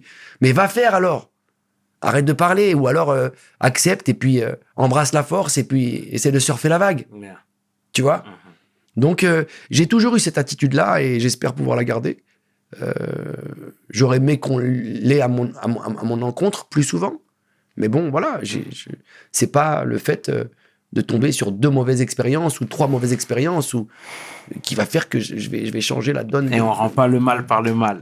En tout cas, on n'éclaire pas l'obscurité avec l'obscurité. C'est joli, c'est joli. Tu vois ce que je veux te dire? C'est joli. Dans le noir, tu vas pas y voir grand-chose avec du noir. Il va falloir un peu de lumière pour éclairer l'obscurité. C'est bien. Donc quand c'est très obscur et sombre, il y a que la lumière qui peut t'éclairer là-dedans. Donc on essaye de jouer ce rôle de temps en temps, même si on peut pas aider tout le monde. Parce que j'aide vraiment plein de gens, j'essaye de faire. Frère, j'ai la foi. Bien. Donc je partage. C'est la base de mes convictions. C'est excellent. On est obligé de parler de ta carte de visite, la haine. Mhm. J'ai su récemment que tu avais participé au scénario. Tu étais plus qu'acteur là-bas. Bien sûr. D'accord? Mais bien sûr, Et depuis le pourquoi on début. l'a su que maintenant? Parce que à l'époque, on était jeunes et que on n'a pas signé, on aurait dû signer nos apports, tu vois. Mais d'ailleurs, par rapport à cette histoire, en fait, d'abord, il faut que tu saches que quand tu es acteur, tu participes. Et t'es pas dans la comptabilité. T'es pas là pour compter, ah tiens, j'ai apporté ça, j'ai apporté ci. La haine, c'est un peu différent. C'est mon premier long métrage, du moins mon deuxième à l'époque. Mais je suis très très jeune. C'est un milieu, le film traite d'un sujet que je connais particulièrement bien. En tout cas, beaucoup plus que Mathieu, beaucoup plus que Vincent et encore plus qu'Hubert à l'époque, puisque je suis du verbe être le truc. Et donc, automatiquement, je vis avec eux, je traîne avec eux, et on répète ensemble et tout, et je vois les erreurs quand ça sonne juste ou pas, puisque moi, c'est ma réalité. Donc je dis, mais qu'est-ce que tu dis? Mais c'est pas comme ça qu'on dit ça. Tu vois, automatiquement, instinctivement, je réagis. Alors au fur et à mesure, tu réécris des dialogues et des textes et des situations, etc. Donc c'est un apport considérable en vérité. T'es co-dialoguiste, puisque les dialogues parmi les plus cultes ou les plus mémorables, ils sortent de ma vie, de mon quartier ou de ma réalité ou de ma vie. Mais en tout cas, c'était ma... Et c'est facile à prouver en fait. Parce qu'on a eu un scénario au début. Pas le scénario qu'ils ont réimprimé derrière, et après ils en ont fait un livre, etc. Parce qu'ils ont été assez malins pour faire ça. Parce qu'ils pensaient qu'on allait leur demander quoi. J'ai jamais rien demandé à la haine, à part le crédit. Peut-être à un moment donné, tu aurais pu nous citer quand même sur les dialogues. Tu vois, on a quand même écrit la moitié, ou je sais pas quoi, tu vois. En tout cas, tous ceux qui ont du sens à des moments précis, ils viennent pas de toi, ils viennent de mon quartier, c'est signé, quoi. Et puis, j'ai le scénario original, le premier, pas celui que t'as imprimé en livre. Le droit de citer, moi je l'ai gardé.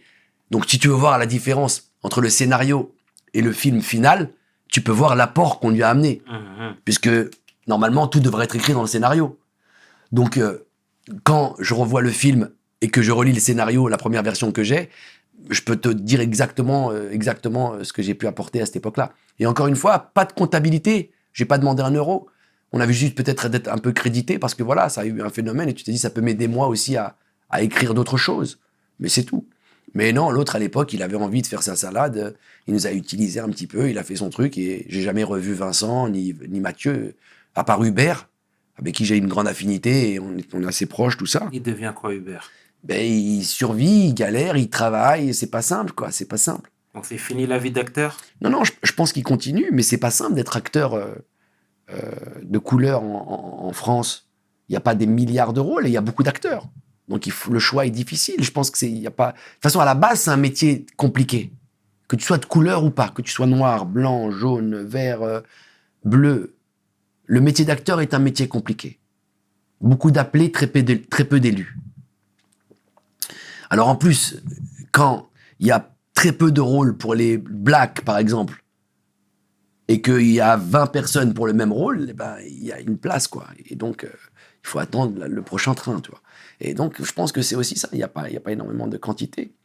Et puis, je sais pas s'il a eu la démarche d'aller aux États-Unis comme j'ai eu moi, etc. Moi, en tout cas, j'ai pris les choses un peu en main et je me suis dit, bon, je vais essayer de...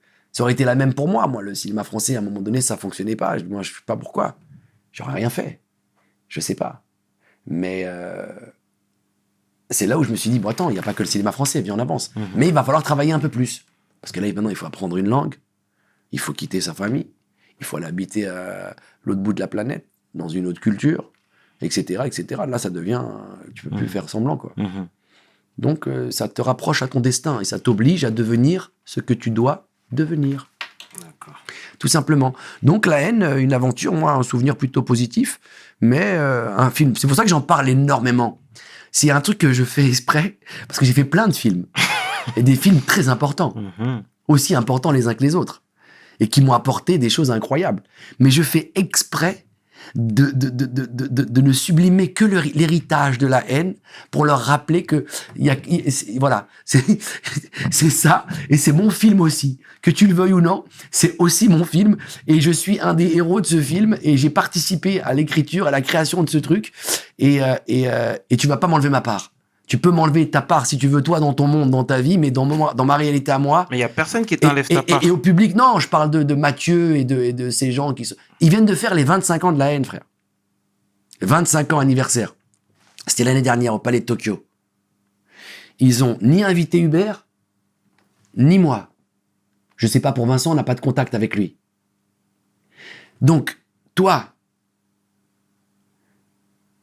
t'as un film culte, français. Tu fêtes les 25 ans.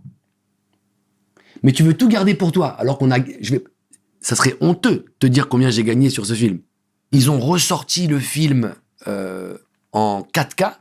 Donc il y a une nouvelle exploitation du film, avec, j'imagine, plein de bénéfices. On n'a pas touché un euro, ils nous ont pas sollicité.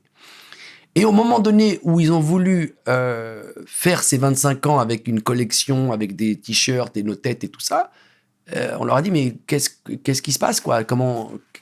25 ans, on n'a jamais vraiment rien touché. 25 ans après, on est 4, peut-être qu'on peut faire justement 25, 25, 25, 25, et chacun prend un petit truc et on fait tout ça ensemble. Je crois que le public aussi, il a envie de nous voir ensemble, etc. Et ils ont dit, ah non, il y a... Bon, ok, il n'y a rien. Ok, super. Donc en fait, il y avait absolument rien, quoi. Aucune raison de participer à ce truc-là. Ni artistique, ni humaine, ni économique, ni rien du tout. Parce que c'est des gens qui surfent sur ce truc. Et je crois que c'est Mathieu Kassovitz qui possède 20% de la pellicule ou du film ou je sais pas quoi. Et c'est son fonds de commerce, il vit avec ça. Donc ils ont pas pu faire des t-shirts avec nos têtes pour les revendre.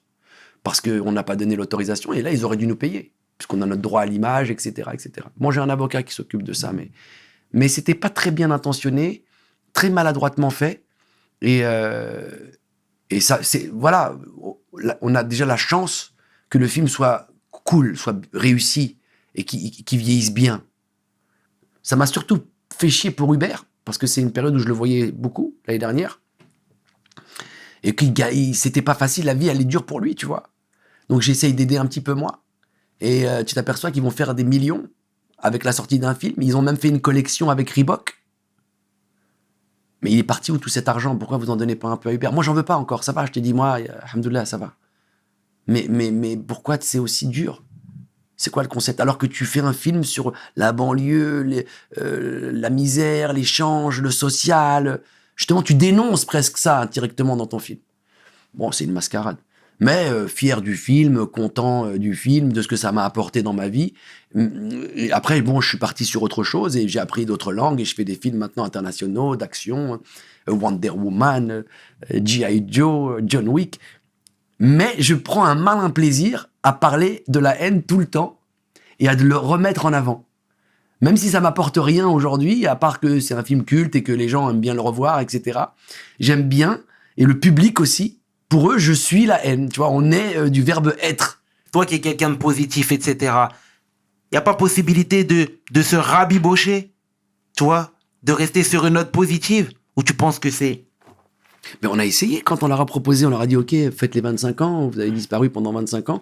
Ben, 25 ans, 25, 25, 25. On fait 25 surtout, puisqu'on est les personnages principaux, que j'ai coécrit le truc, etc. J'ai pris aucun crédit. Enfin, c'est incroyable, quoi. Et non, ils s'en foutent, quoi. C'est très petit, c'est très pingre. Je crois qu'il n'y a que Mathieu qui gagne de l'argent. Je crois que quand j'avais vu les contrats, parce qu'on avait étudié à un moment donné, je crois que c'est lui qui possède une vingtaine de pourcents de la pellicule ou du film.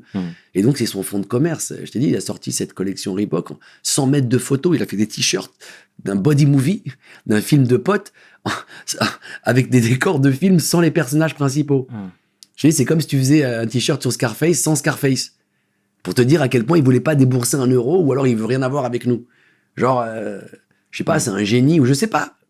Je l'ai pas vu depuis 25 ans. Bon, en tout cas, Donc, tu sais, je leur parle pas, donc je sais pas. Je sais pas, j'ai fait ma vie, moi. D'accord. Cousin, j'ai pris mes clics et mes claques et je suis parti faire mon truc et je suis plutôt heureux comme je suis en ce moment, tu Bon, vois. en tout cas, c'est dommage que ça se finisse comme ça, mais bon. Non, mais attends, moi, le film est là, il a aidé énormément de générations et il l'aidera encore, j'imagine. Et c'est un témoignage incroyable et c'est devenu un film culte. C'est un film culte. Et pas que en France, je te dis, à travers le monde. Hubert, ça reste un mec extraordinairement gentil, formidable. Bon, il n'a pas eu les mêmes chances que nous tous. Vincent, bon, c'était déjà le fils de Jean-Pierre Cassel, donc il y avait déjà un truc un peu tracé, même s'il a du talent et qu'il travaille, et c'est formidable. Tu vois, il est blanc, tout ça, c'est un peu, on connaît la réalité, même, ça compte quand même, tu vois, ça compte. Et moi, j'aurais pu faire carrière en France, mais je sais pas, j'avais pas la carte du cinéma français, je l'aurais rien fait. Je l'aurais jamais rien fait. J'étais plutôt bon acteur, et enthousiaste, et plutôt positif. je sais pas, j'étais peut-être pas dans la bonne famille ou le bon clan. Et du coup, je suis parti à l'étranger, j'ai appris d'autres langues. Bien. Et puis, je me suis mis dans la position de pratiquer mon métier d'acteur. Pratiquer mon métier d'acteur sans copinage et sans tout ça, juste à travers mon talent, mes compétences. C'est ça, les Américains, qui est formidable avec eux. C'est qu'ils voient leur projet et ils cherchent les meilleures compétences pour servir leur projet. Pas les meilleurs copains, les meilleures compétences. Donc, ils vont faire des essais. Et celui qui s'en sort le mieux aux essais et qui est le mieux pour le projet, alors c'est lui qui aura la part. Et donc, tout le monde est content. Tout le monde gagne un peu et chacun prend sa part et on avance comme ça. Et je pense que c'est la meilleure façon de travailler. Oui. Et moi, je suis devenu un professionnel entre-temps, mon pote. Un acteur international professionnel. Bien, bien. Bon, en tout cas, le message est passé. Et le meilleur est à venir. Tu sais que là, je devais faire Espérons. Expendables Mhm. avec la fine équipe, là, avec les Stallone et les Schwarzenegger Ouais. et les Jet Li et tout Et t'as ça. Et, décliné. et en plus, dans le film, j'avais une grande bagarre avec Jason Statham. Et finalement, je peux pas, à cause des dates, alors que voilà, c'est une offre, c'est-à-dire que je signe et on y va. J'aurais adoré le faire avec toutes ces vieilles légendes. Mais j'ai un de mes boxeurs qui boxe à Londres. Et j'ai promis d'être là et c'est trop important. Et il boxe contre Anthony Joshua. Un de tes boxeurs. Ouais. Tu manages. Je co-manage certains boxeurs parmi les meilleurs du monde, frérot. Ne serait-ce que pour citer Vassili Lomachenko, peut-être le best pound for pound sur la planète, le meilleur boxeur, toutes catégories confondues. Ensuite, Alexandre Usyk, qui va combattre Joshua, pour te dire le niveau où on en est. Donc, à Londres, dans une semaine, là. Donc, je serai là.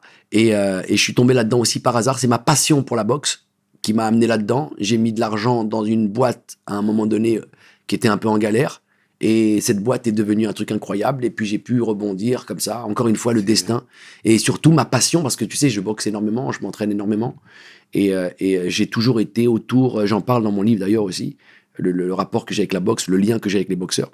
Et ça a été, je t'ai dit, cette fameuse colonne vertébrale, le fameux sport là, dans ma vie, qui a été cette soupape de sécurité, car je sais que ça existe et je sais que je peux mettre mes paires de basket et sortir. Parce que je connais les faits, je connais les bienfaits du sport. Et quand t'as quelques démons ou quand quelqu'un ça va pas, parce que tu sais, c'est pas simple d'être ce qu'on est. On est là devant toi, ça paraît tout carré, on parle et tout ça, mais derrière, c'est un iceberg. La plus grande partie, elle est en dessous et elle se voit pas. Et elle est très douloureuse et très complexe. Et ouais, mais alhamdoulilah, encore une fois, alhamdoulilah, je me dis à chaque fois que ça vaut le coup, la vie c'est dur, mais personne nous a jamais rien promis. Hein. Personne nous a rien promis, gros. Quand tu nais, tu pleures d'ailleurs quand tu nais. Quand tu sors tout le bébé, il pleure. À mon avis, ils doivent savoir que ça va être la galère, C'est que vrai. la galère, elle les attend. Tu vois, donc voilà, et à partir de là, Dieu, il t'a jamais dit la vie elle va être facile, mais peut-être qu'il t'a dit ça vaut le coup, quoi. Bien. Donc je me dis, lève-toi et marche. Et avant de te laisser partir, Saïd, je suis obligé de souligner le fait qu'aujourd'hui, tu es un acteur international, tu tournes au Maroc, tu tournes aux États-Unis, tu tournes ici, etc. Déjà, même pour te capter, c'était difficile, je tiens à le souligner, mais à côté de ça, tu redistribues. Et c'est ça qui, pour nous, We Hustle, est fondamental. Tu as investi à Essaouira, dans un orphelinat, tu postes souvent des clichés, etc. Il y avait un festival à Aulnay, tu étais là-bas, tu donnes, et tu t'arrêtes pas. Tu sais, je pense qu'on n'est que de passage. D'accord ? Il y a un début, un milieu et une fin. C'est à toi de faire c'est à toi de décider ce que tu vas faire sur ton passage. Est-ce que tu as envie de... Parce qu'il va rester quoi, en fait ? Il va rester une seule chose. C'est ce que les gens pensaient de toi. Et tes actions, peut-être. Mais c'est surtout les gens qui diront c'était quelqu'un de bien ou c'était quelqu'un de pas bien. Parce que la comptabilité des actions, c'est pas évident. Et puis, il faut surtout pas. Chacun fait ce qu'il peut à son niveau. À partir de là, tu comprends que t'es né à un endroit, dans une condition sociale, dans un milieu social, etc. et tu vas te battre pour t'en sortir. Mais tu sais d'où tu viens. Il y a ce truc qui te dit rappelle-toi, si tu sais pas où tu vas, rappelle-toi d'où tu viens. C'est une phrase très classique. Mais si tu sais pas où tu vas, rappelle-toi d'où tu viens. Ça veut dire quoi ? Ça veut dire que j'ai jamais oublié d'où je venais. Et j'ai surtout jamais renié tous ces gens avec qui j'ai évolué, avec qui j'ai grandi, que j'ai rencontrés dans ma vie, c'est des gens auxquels je croyais. On parlait de Marc Gilas de Rue de la Lionne. C'est quelqu'un qui était un héros pour moi quand j'étais petit. C'était pas Claude François le héros. Ou le chanteur, ou l'acteur. Non, j'avais d'autres héros. Et c'était ma réalité. Je croyais à ça. Je croyais que c'était le plus fort du monde, que lui, c'était le meilleur du monde, qu'il n'y avait rien d'autre, quoi. C'était... Voilà. Donc, quand tu as vécu ça et que tu es passé par ça, ta culture, c'est pas une mode. C'est real. Et donc, quand j'aide ou que je vois, je me vois moi, à l'époque. Et j'arrive à me projeter, émotionnellement, intellectuellement. Et je me dis, tiens, voilà ce qu'il doit penser là. Tiens, sois cool. Là, on n'a pas été cool avec toi à ce moment-là. Et j'essaie de rectifier le tir, en fait, en fonction de ce que j'ai pas eu moi, et ce que j'aurais aimé avoir quand j'étais dans leur position. Donc voilà, en fait, tu donnes, parce que d'abord, tu vas rien emmener avec toi. Bien. Ensuite, tu donnes, parce que c'est Dieu qui t'a donné, et c'est Dieu qui va te reprendre aussi. Tu donnes parce que tu as reçu. Tu donnes parce que c'est une idée de la vie qui te correspond. C'est-à-dire que tu te dis, tu sais, on dit, ne fais pas aux autres ce que tu n'aimerais pas qu'on te fasse. Mais fais aux autres ce que tu aimerais qu'on te fasse aussi. Bien. Donc Bien. en fait, c'est pour ça que tu donnes et que tu essaies d'être un peu honnête. Et c'est en fonction de mon passé et de mon vécu. J'imagine qu'un mec qui vient d'une famille un peu plus aisée que la mienne, plus intellectuelle, etc., il n'aura pas envie de donner aux mêmes personnes que moi. Etc., etc. Donc en fait, j'essaie juste d'être à la hauteur d'où je viens, d'être honnête par rapport à tout cela. On n'a pas beaucoup prononcé le mot honnêteté. Il y a une honnêteté aussi. Parce qu'on est tous en train de hustle. Tu parlais de hustle. Le hustle, c'est tout sauf l'honnêteté. Le hustle, c'est se mettre dans des positions pour séduire, pour attraper, pour gagner, pour rencontrer, etc., pour rebondir. Mais tout ça, c'est articulé avec une honnêteté. Si tu fais tout ça pour après gagner et l'apporter à quelque chose de noble, alors ça valait le coup presque. Mais si tu l'as fait juste pour ta propre nombril et puis ta villa et tout ça, bon, ok, c'est pas mal. C'est pas mal parce que déjà, tu t'es sorti de ta condition, c'est cool. Mais c'est tellement plus lumineux de partager et d'échanger. Excellent. En tout cas, pour ma part, l'épisode touche à sa fin. C'était une bonne fin, voilà.